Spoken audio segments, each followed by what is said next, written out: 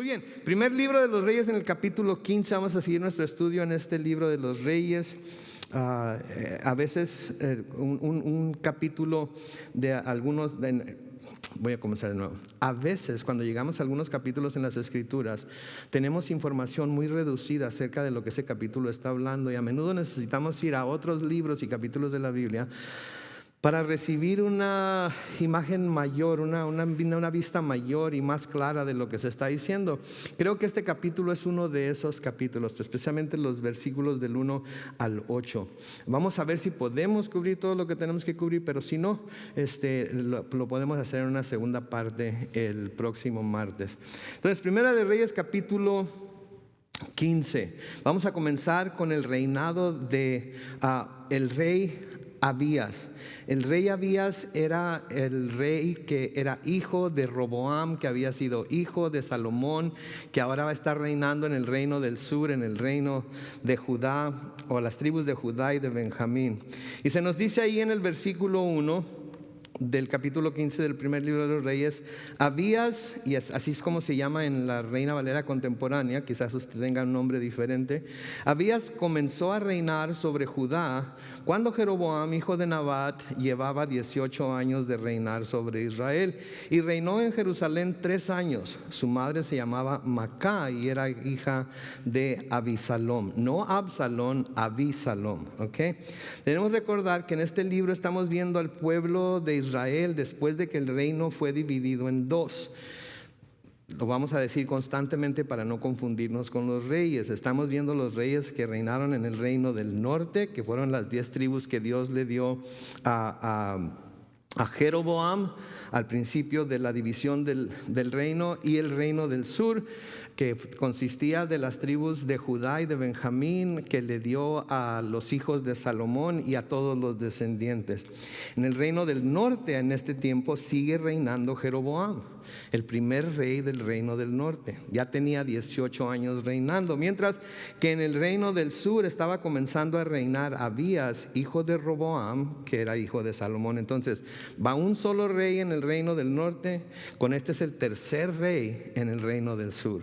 Y vamos a ver que algunos reyes van a reinar por largo tiempo y otros por muy corto tiempo. Las circunstancias son diferentes en cada uno de ellos, pero creo que esas circunstancias traen enseñanzas bastante valiosas para nosotros, porque si quizás no seamos reyes y reinas, pero sí debemos aspirar a ser en nuestras casas, en nuestros hogares, reyes y reinas, líderes de nuestros hijos, de nuestros sobrinos, de nuestros nietos, si los tenemos. Yo todavía estoy muy joven para tener nietos, pero cuando los tenga, quiero también liderarlos a ellos como he liderado a mis hijos.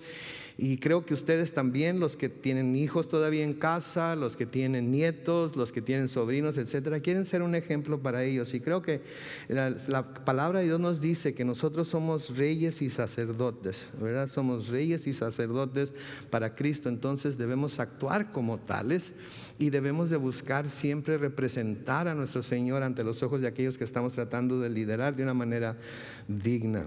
Versículo 3 de Primera de Reyes 15 dice: y Abías cometió, noten por favor, todos los pecados en que incurrió su padre Roboam, y su corazón no le fue fiel al Señor. Escuchen esto, como lo había sido su antepasado David. Entonces noten aquí, Abías cometió todos los pecados en que incurrió su padre Roboam. Fue lo que vimos la semana pasada, todos los pecados que Roboam hizo, que había obtenido de alguna manera del ejemplo que Salomón le había dado. Y vemos cómo de padres a hijos se van pasando tanto buenas como malas costumbres. Pero a menudo lo que es más fácil para los hijos seguir es ¿qué? Las malas costumbres. ¿Por qué? Porque así es el ser humano. Así es el ser humano. Si al ser humano se le dice no hagas esto, ¿qué es lo primero que quiere hacer? Lo que se le acaba de decir que no debe hacer. Fue lo que pasó con Adán y Eva, ¿no es cierto? Y nosotros todos estamos cortados con la misma tijera.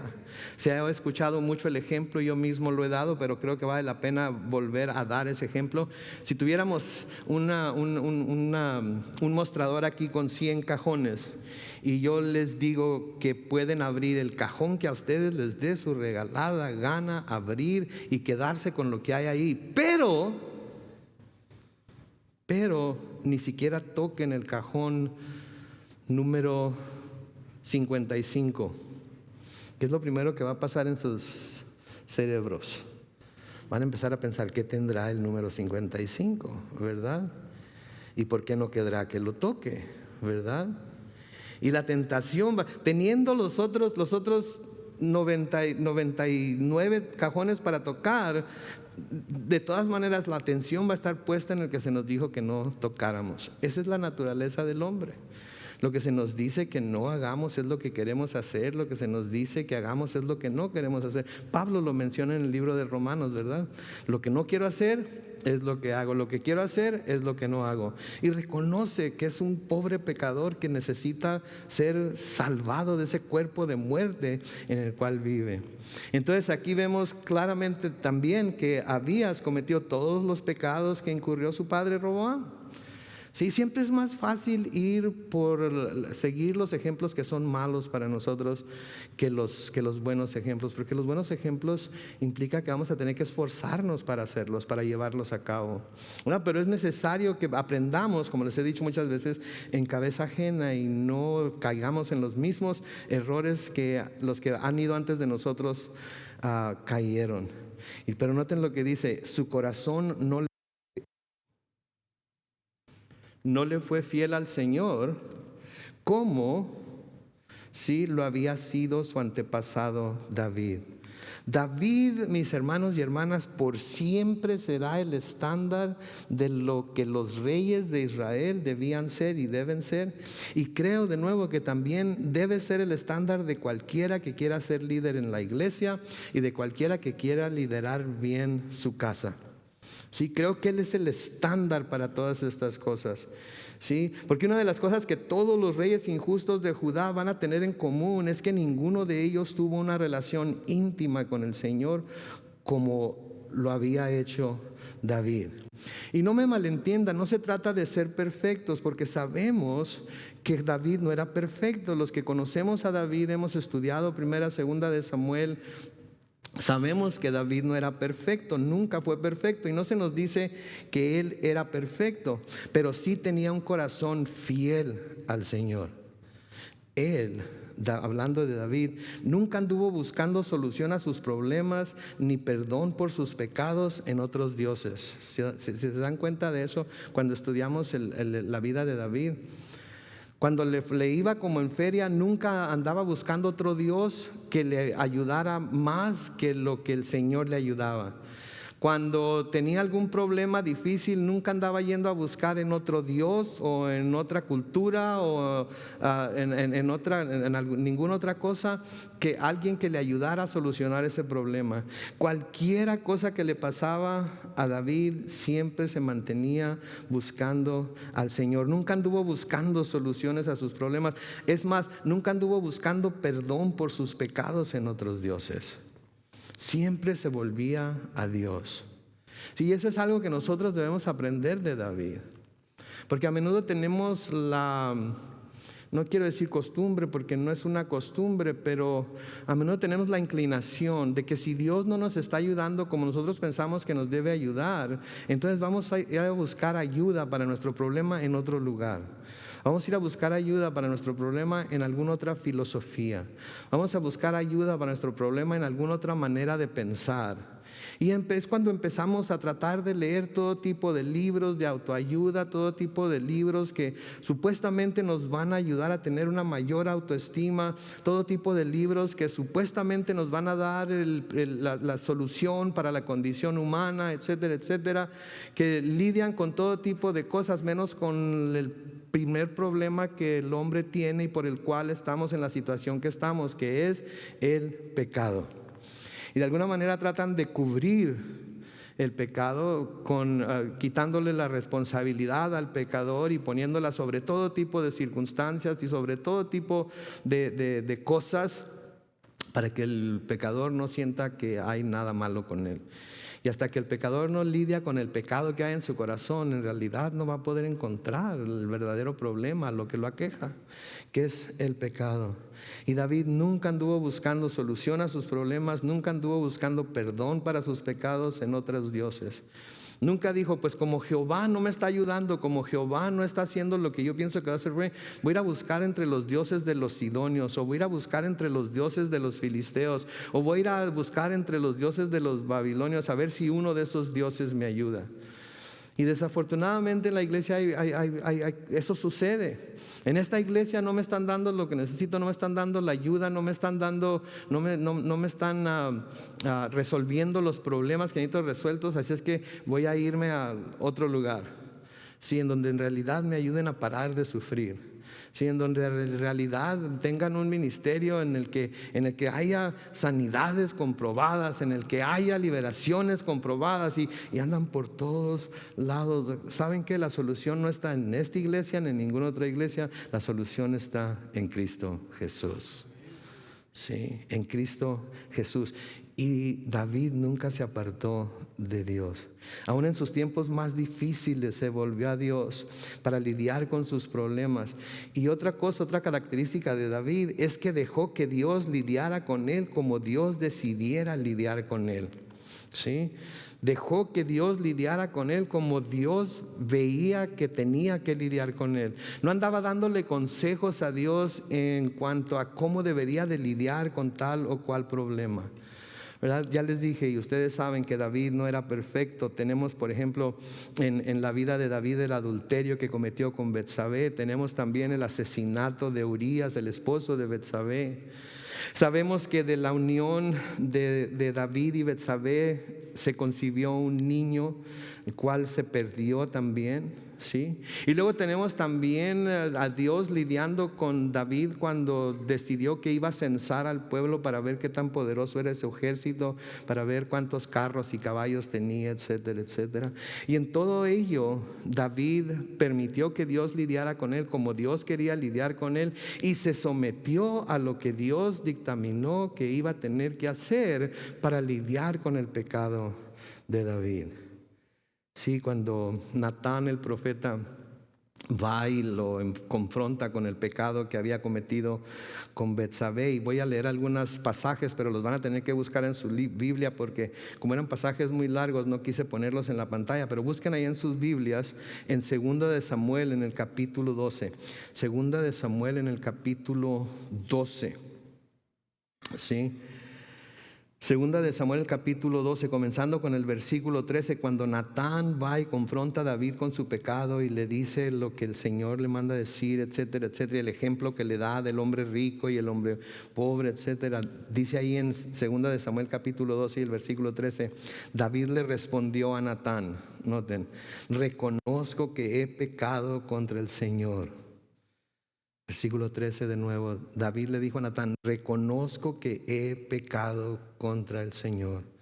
No se puso a alegar con Natán, no se puso a darle todo tipo de excusas y de razones por las cuales había cometido el pecado que cometió. Simplemente reconoció delante de Dios que había pecado.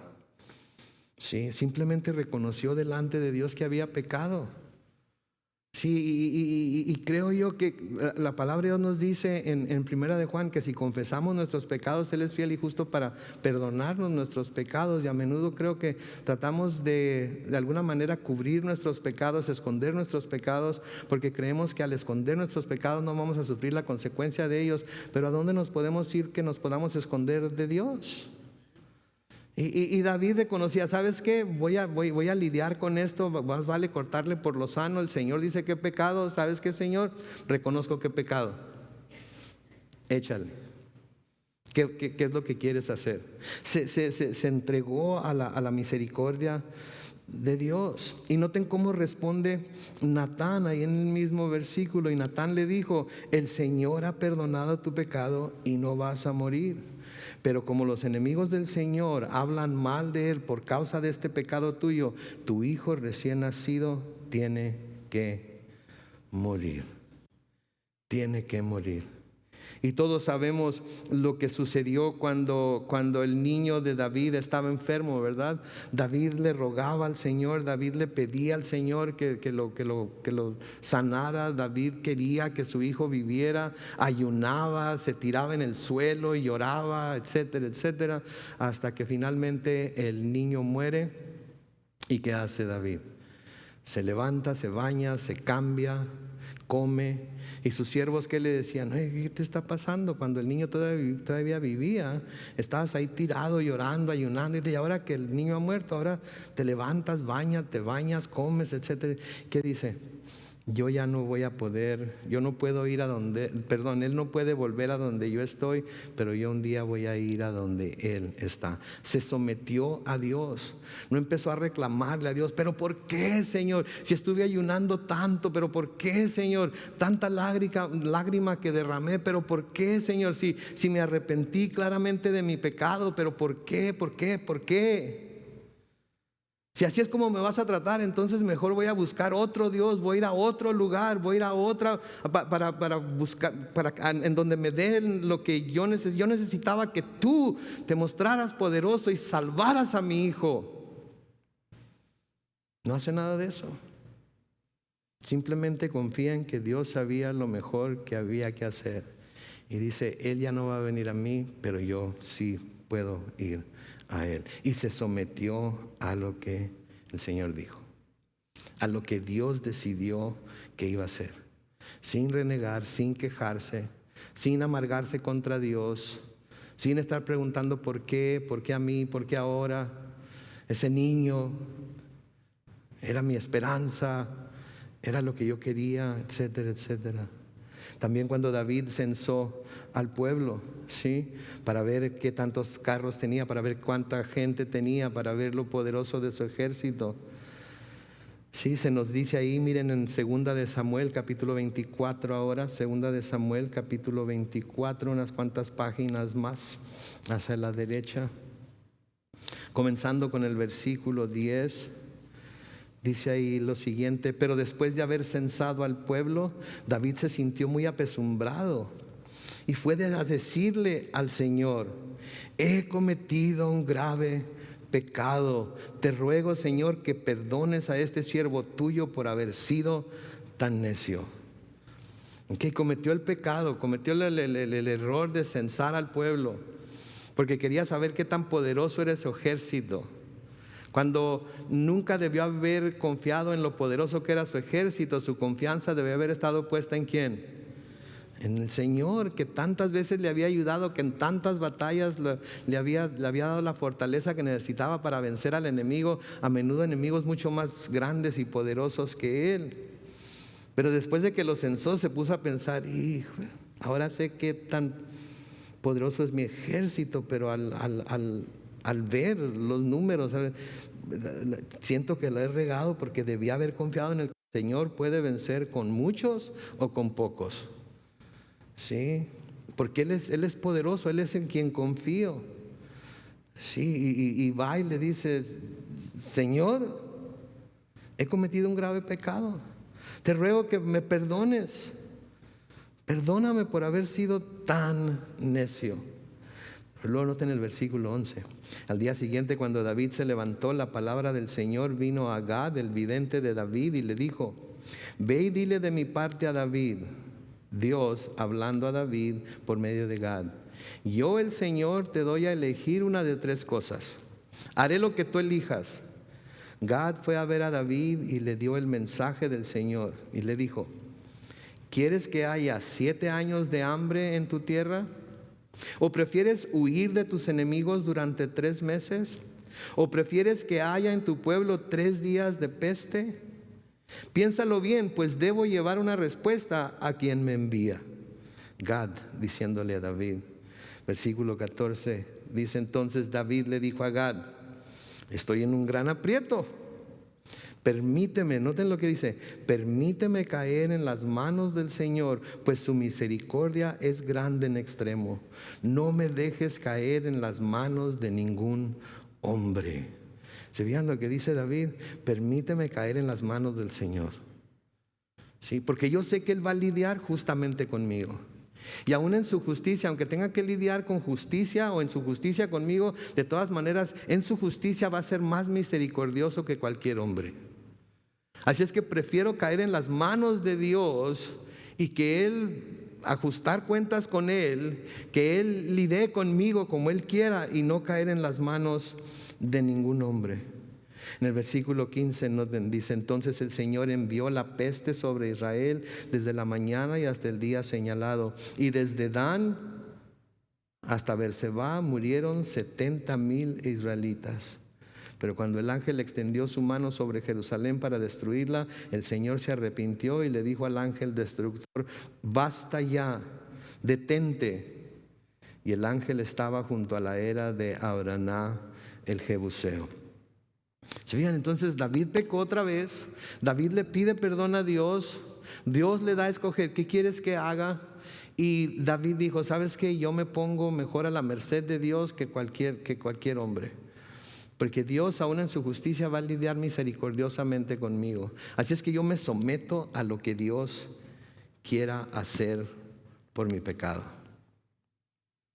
Yo me someto a lo que Dios quiere hacer por mi pecado. Ese era el corazón que tenía David hacia Dios. ¿Sí? No, de nuevo, no se quejó con Dios. Pues ¿qué querías que hiciera?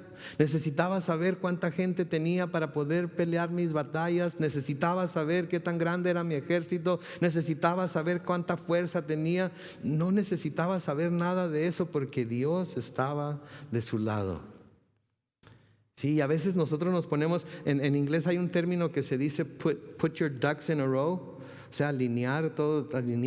A veces nosotros nos queremos poner a alinear todas las cosas de tal forma que podemos ver claramente lo que ha pasado, lo que está pasando y lo que va a pasar, para tomar decisiones. Y queremos tener la seguridad de las diferentes escenarios que pudieran llevarse a cabo antes de dar el paso de fe. Ese no es fe, mis hermanos. Esa no es fe. Eso es: si no sé exactamente qué es lo que va a pasar, hasta que no sepa, no voy a hacer. No, y cuando sabemos que la voluntad de Dios es que hagamos lo que nos está diciendo que hagamos, aunque no tengamos todo el panorama claro, debemos de dar ese paso de fe. Y David hizo lo que hizo y se dio cuenta de su error. Va con el Señor, le pide perdón y dice: ¿sabes qué, Señor? Tú lidia con esta cosa como tú quieras lidiar con ella. Me someto a lo que tú digas.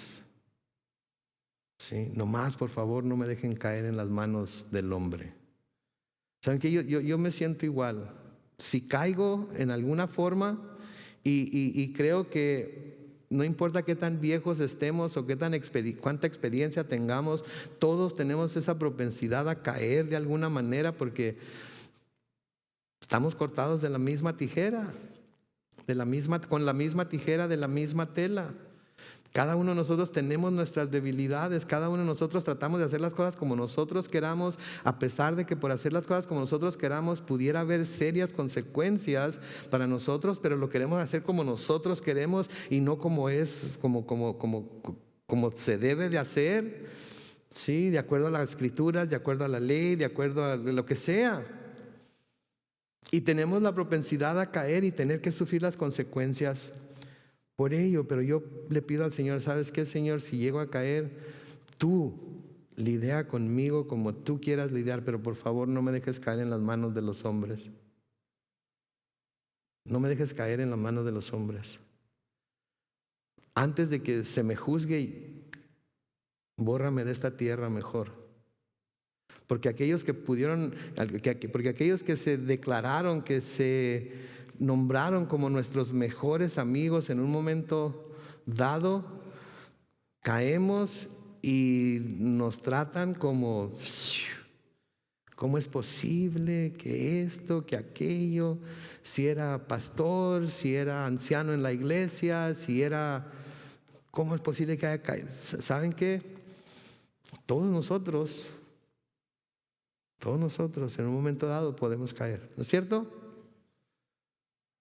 Así es que tenemos que contar con la misericordia y dejar que Él lidie con nosotros. Sí, otra vez hablando de cuando Natán, el profeta, fue a hablar con David por causa de su adulterio con Betsabé. Tenemos un testimonio muy claro de la reacción de David a lo que Natán le dijo. Busquen en su Biblia el Salmo 51. Busquen en su Biblia el Salmo 51.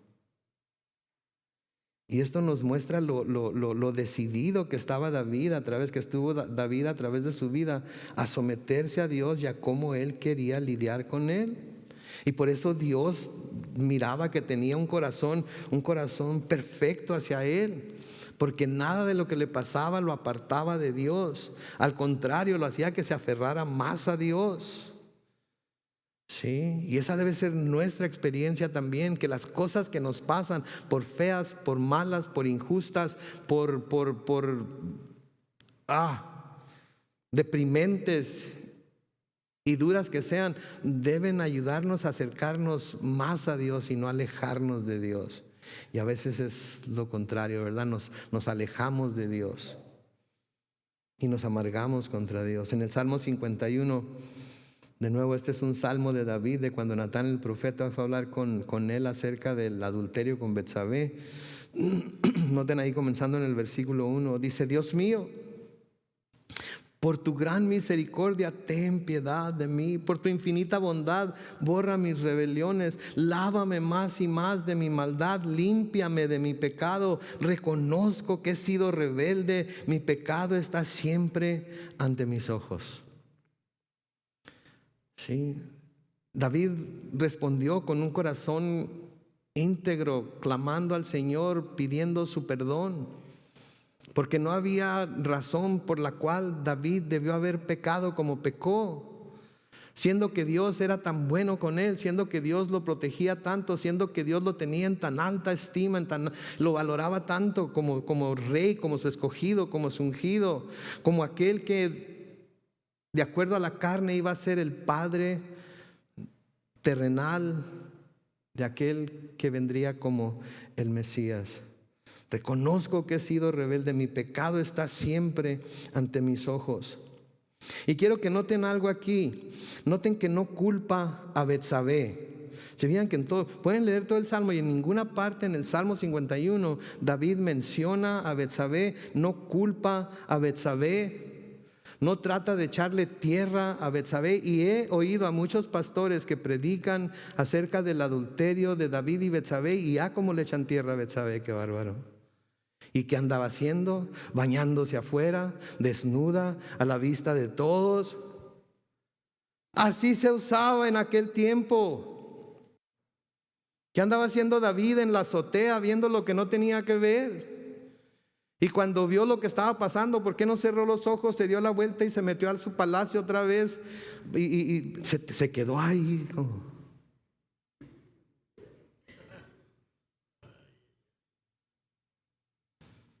Betsabé no tenía la culpa, Betsabé no hizo nada malo.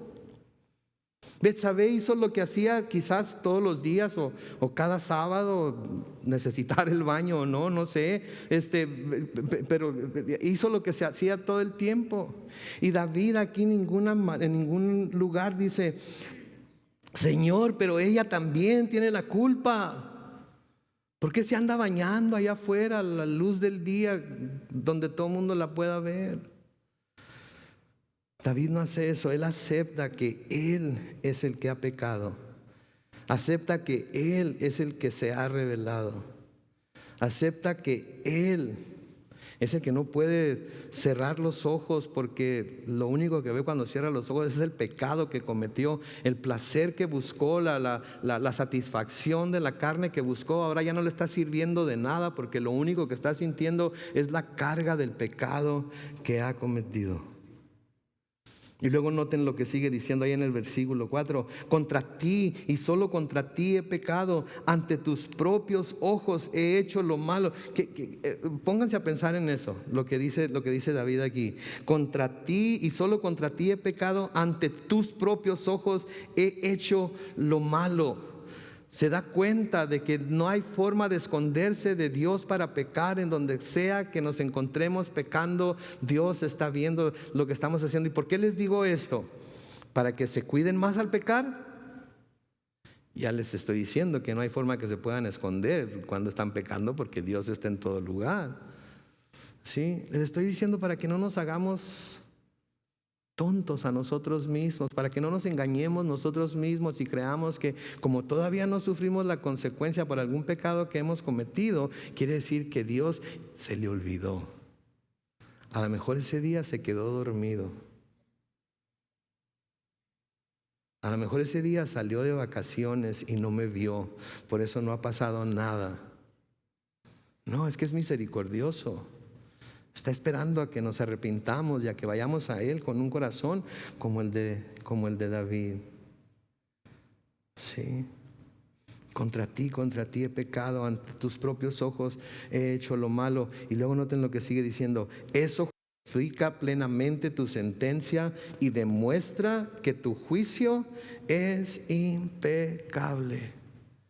Está diciendo, sé lo que hice, sé lo que pasó, y por ello sé que justifica lo que quieras hacer conmigo, está justificado. ¿Sí? Demuestra el hecho que yo había pecado voluntariamente y de que lo haya hecho delante de tus ojos. Demuestra que tu juicio es impecable, que no estás haciendo nada malo al juzgarme y dejarme sufrir las consecuencias de mi pecado. En el versículo 5 del Salmo 51 sigue diciendo: mírame, yo fui formado en la maldad, mi madre me concibió en pecado. Mírame, tú amas la verdad en lo íntimo, haz que en lo secreto comprenda tu sabiduría. Purifícame con hisopo y estaré limpio, lávame y estaré más blanco que la nieve. ¿Ok? Mírame. Fui formado en la maldad, mi madre me concibió en pecado. Esto no quiere decir que la relación sexual sea pecado, ¿ok? Esto no quiere decir, en el matrimonio no es pecado. Esto quiere decir que todo el que nace a este mundo nace con el pecado de Adán y Eva, porque todos somos pecadores.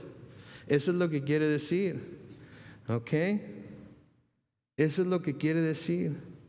Y luego le dice: tú amas la verdad en lo íntimo, dentro de uno mismo, en donde nadie puede ver. Tú amas que nosotros seamos honestos con nosotros mismos y contigo, especialmente con nosotros mismos.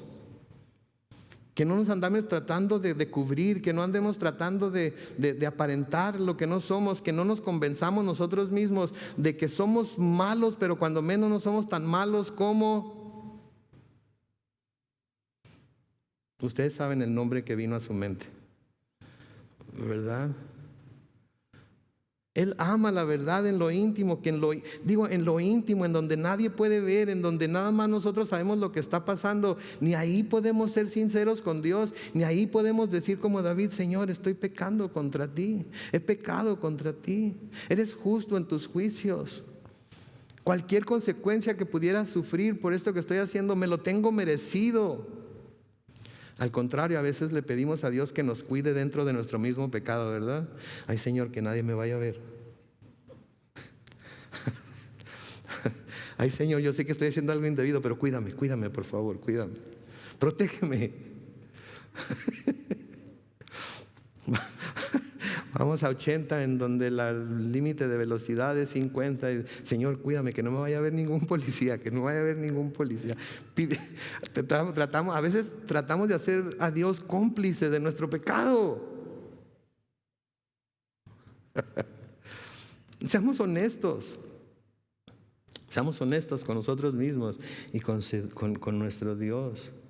Sí, luego noten que dice en el versículo 7: purifícame con hisopo y estaré limpio, lávame y estaré más blanco que la nieve. El hisopo era una rama, era un tipo de rama que lo que hacían era que lo juntaban la rama y lo hacían como una escobeta. ¿Se acuerdan de aquellas escobetas que usaba? Mi nana usaba unas escobetitas que tenía en el lavatrastes, con el que restregaba las ¿verdad? Y era así como una escoba, pero chiquita, redonda, con hilos rojos en un lado y hasta tenía un lugar para colgarlo, ¿sí? Y entonces cuando dice aquí lávame con hisopo, está hablando de eso, con esa escobeta, ¿sí? Restrégame, lávame bien, quítame hasta la última gota, la última mancha de mi pecado, por favor. No lo quiero ver, lávame bien. Lávame y estaré más blanco que la nieve. Me encanta el hecho de que David use aquí la palabra hisopo. Sí, porque el hisopo fue algo que se usó durante la primera Pascua, ¿se acuerdan? De la primera Pascua. Si no se acuerdan, ahorita se van a acordar. En Éxodo capítulo 12, comenzando con el versículo 21, Éxodo 12, 21 dice: entonces Moisés llamó a todos los ancianos de Israel y les dijo: vayan y tomen un cordero por cada familia y sacrifíquenlo para la Pascua. Tomen un manojo de hisopo y mójenlo en la sangre que deberán haber recogido en un recipiente, y unten el dintel y los 2 postes con esa sangre. Ninguno de ustedes debe salir de su casa hasta el día siguiente, porque el Señor pasará y herirá de muerte a los egipcios. Pero cuando Él pase y vea la sangre en el dintel y en los 2 postes, pasará por alto aquella puerta y no dejará que el ángel exterminador entre en las casas de ustedes y los hiera. Entonces se les instruyó que mataran al cordero pascual, que le drenaran la sangre, que la pusieran en una vasija, que tomaran unas ramas de hisopo como brocha, que mojaran esas ramas de hisopo en la sangre, y luego con esas ramas de hisopo pintaran sobre los dinteles de la puerta la sangre del cordero, para que cuando el ángel exterminador pasara por ahí, pasara por encima de sus casas y no fueran afectados por lo que el ángel estaba haciendo, que era matar a todos los primogénitos. Sí. Y cuando David dice: purifícame con hisopo, es lo mismo que el Señor hace con nosotros al purificarnos, pero no con hisopo ni con la sangre de machos cabríos y de becerros y de corderos, sino con la sangre de su Hijo Jesús. Y cuando pecamos, eso es lo que debemos hacer. Debemos ir con el Señor y decirles: Señor, perdóname, he pecado, lávame con hisopo. Una vez más, usa la sangre preciosa de tu Hijo para lavarme y hacerme tan blanco como la nieve, tan puro como cuando primero creí en ti, puse mis esperanzas en ti y te acepté como Señor y Salvador y te pedí perdón. Profeta Isaías escribe en Isaías capítulo 1 y el versículo 18. Isaías capítulo 1 versículo 18 dice: el Señor dice: vengan ahora y pongamos las cosas en claro. Si sus pecados son como la grana, se pondrán blancos como la nieve. Si son rojos como el carmesí, se pondrán blancos como la blanca lana. ¿Qué está diciendo el Señor ahí? Vamos a platicar. ¿Ustedes creen que el Señor quiere platicar con nosotros porque Él no sabe lo que hicimos? ¿Porque Él no está al tanto de lo que estamos haciendo? No, quiere platicar con nosotros. No es que quiera platicar con nosotros, quiere que nosotros platiquemos con Él.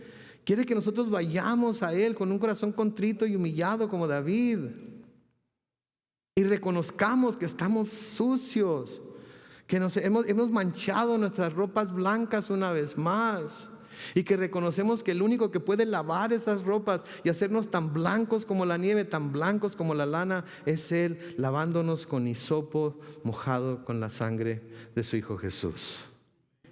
No hay razón por la cual vivir con el peso del pecado encima. No hay razón por la cual vivir todos tristes y apesumbrados porque hemos hecho algo que no agrada a Dios.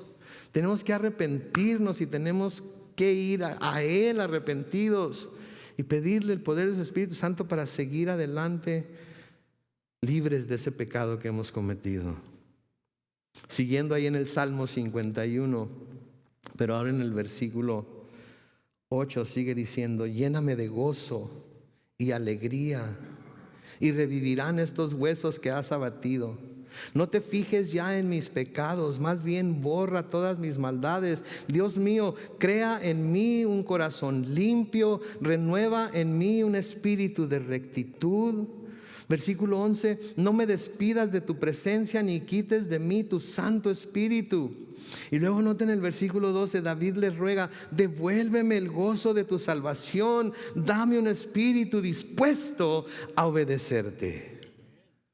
Sí, eso es lo que el pecador arrepentido hace. Se acerca a Dios reconociendo que ha pecado, se acerca a Dios sabiendo que Dios es el único que lo puede limpiar de su pecado, y se acerca a Dios sabiendo que Dios es el único que le puede devolver el gozo de su salvación, ese gozo que sintió la primera vez que sintió la carga del pecado caer de sus hombros. Sí, el único que puede devolver ese gozo, y es el único que puede darnos un espíritu dispuesto a obedecerle, así como David lo hacía. Y luego noten el versículo 13: así instruiré a los pecadores en tus caminos, y así los pecadores se volverán a ti.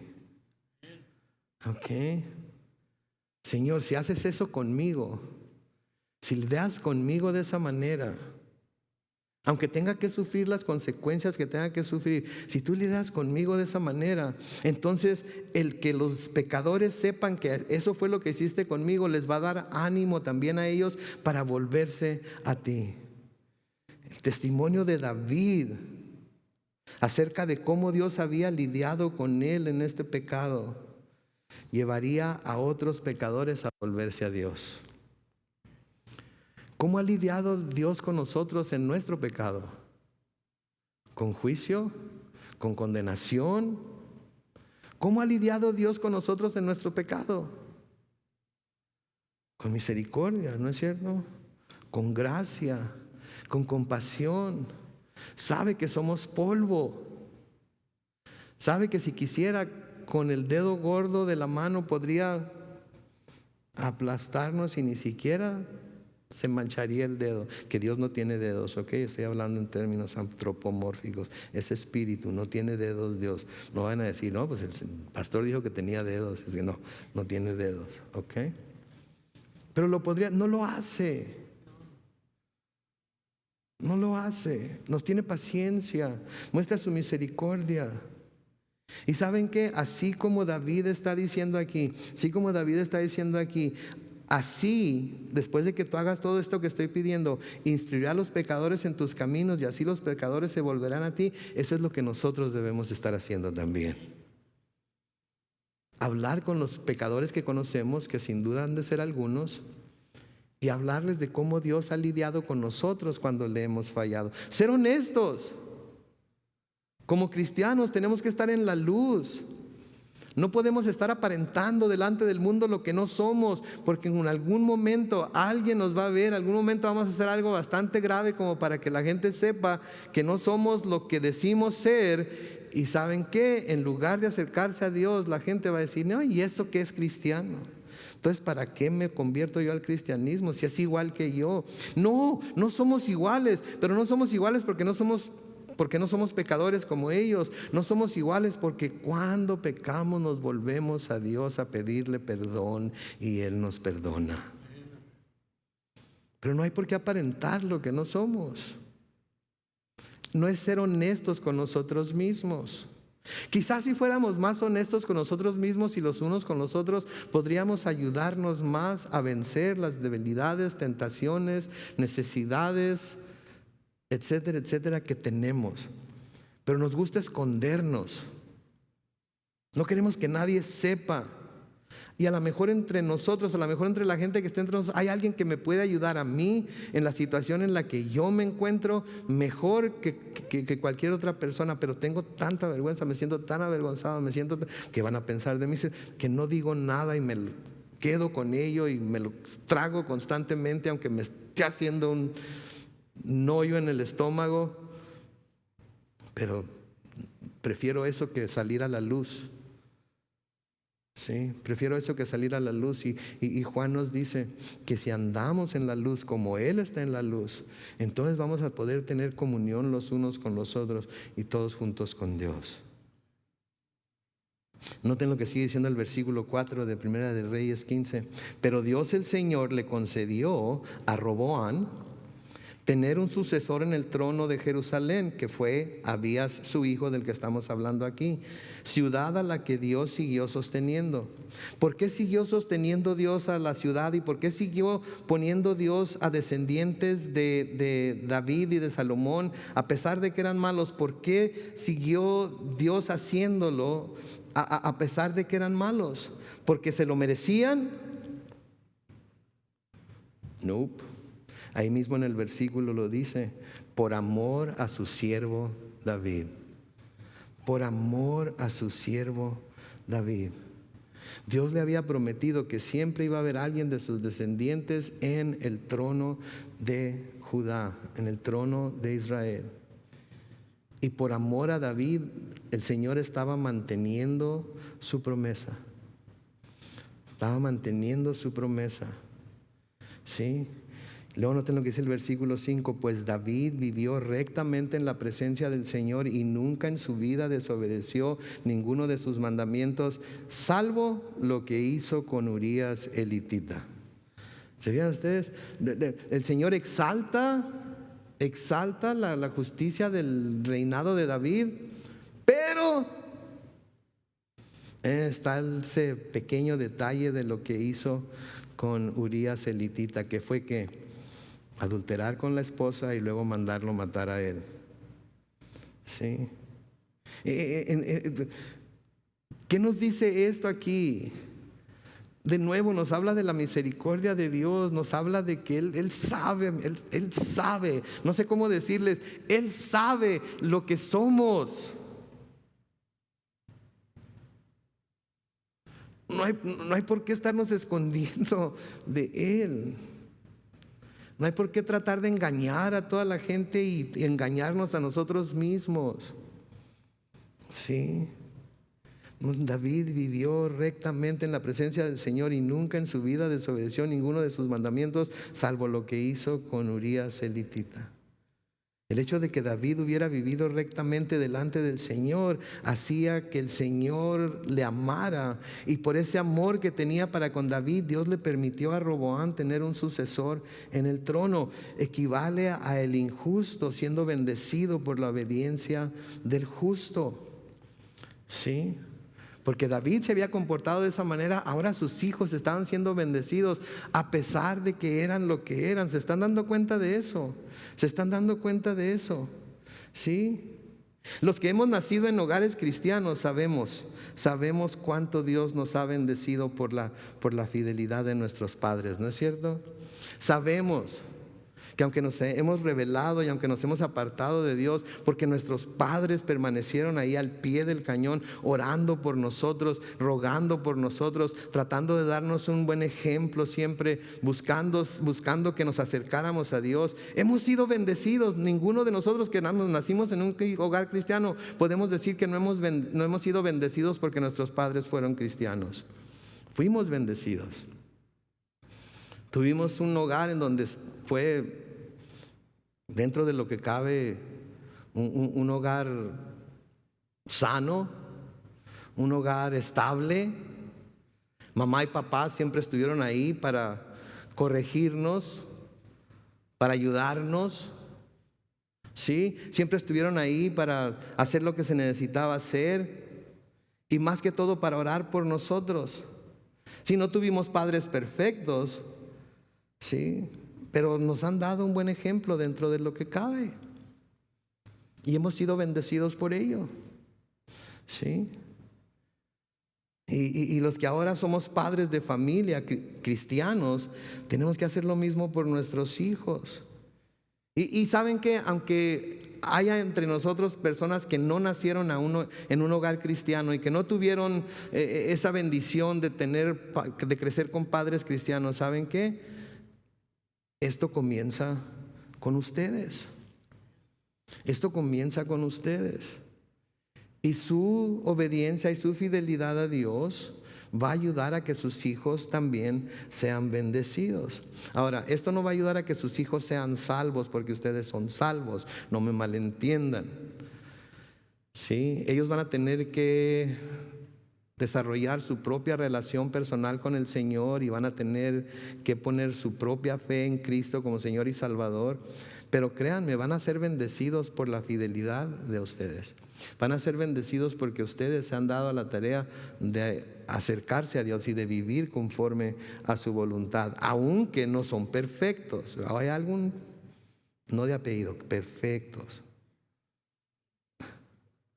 ¿Sí? Entonces, no quiero que los que no nacieron en un hogar cristiano piensen que, pues como yo no nací en un hogar cristiano, entonces las cosas no sirven para mí. No, sí sirven. Debe comenzar con ustedes. Debe comenzar con ustedes. Y claro que el mejor ejemplo de los injustos siendo bendecidos por la obediencia del justo somos nosotros, ¿no es cierto? Que hemos recibido la bendición o las bendiciones de ser hijos e hijas de Dios, aun cuando somos injustos, por la obediencia de ¿quién? De Jesús, por la obediencia de Jesús. Entonces, vemos los reyes de Judá, vemos los reyes de Israel, vemos cómo se portaron, pero vemos a Dios siendo fiel a la promesa que le hizo a David. Siendo fiel a la promesa que le hizo a David. Porque David siempre vivió de una manera en la que complacía a Dios, aún con todos sus defectos.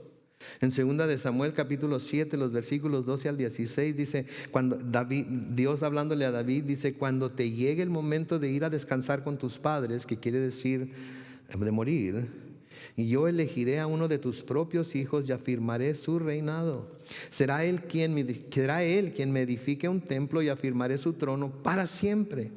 Yo seré un padre para él y él me será un hijo. Si se porta mal, lo corregiré como corrige todo padre a sus hijos. Está hablando de Salomón. Pero jamás le negaré mi misericordia como se la negué a Saúl, a quien quité de tu presencia.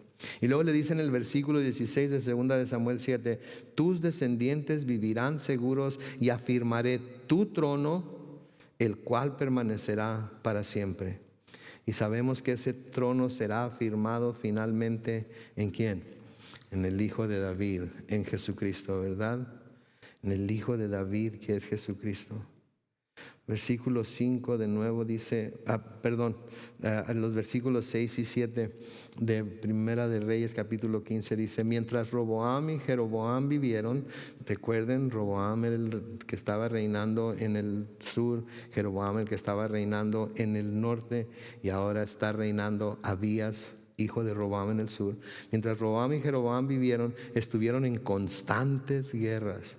Y también Abías entró en guerra contra Jeroboam. Todos los hechos de Abías se hallan registrados en el libro de las crónicas de los reyes de Judá. Y Abías se reunió con sus antepasados, que quiere decir que murió, y fue sepultado en la ciudad de David. En su lugar reinó su hijo Asa. Y ese es el reinado que vamos a ver la semana que entra, con un poco más acerca de Abías, que vamos a ver en otro libro y en otro capítulo, que aclaran un poco más las cosas acerca de quién fue este rey. Así que qué tremendo, ¿no es cierto?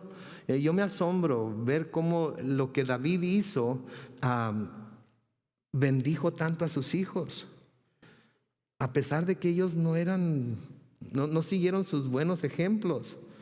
De todas maneras, Dios los bendijo por amor a David. Mis hermanos, que Dios también bendiga a nuestros hijos por amor a nosotros. Amén. Mantengámonos firmes al Señor, caminando con Él, cerca de Él, para que Él bendiga a nuestros hijos. Sí. Y cuando nuestros hijos tengan la edad de decidir, ellos van a hacer lo que van a hacer, pero nosotros vamos a hacer todo lo posible por ser una bendición para ellos. Amén. Y por llevarlos a los pies de Cristo mientras tenemos la oportunidad. Amén. Mientras el grupo de alabanza pasa al frente, vamos a orar una vez más. Bendito Padre Celestial, te damos gracias, Señor, por esta noche. Te damos gracias por esta enseñanza.